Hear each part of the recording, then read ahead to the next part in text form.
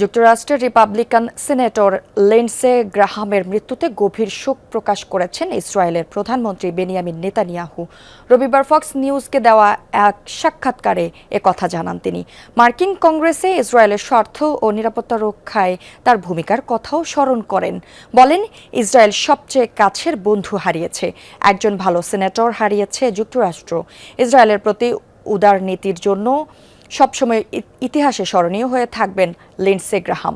তার দেখানো পথে দুদেশের সম্পর্ক এগিয়ে নেওয়ার প্রত্যাশাও জানান নেতানিয়াহু।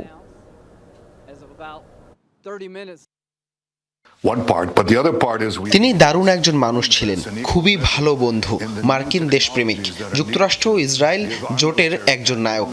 ব্যক্তিগতভাবে তাকে ভীষণ মিস করব। বিশ্ব একজন মহান ব্যক্তিকে হারালো, আমেরিকা একজন মহান সিনেটরকে এবং আমরা একজন সেরা বন্ধুকে হারালাম।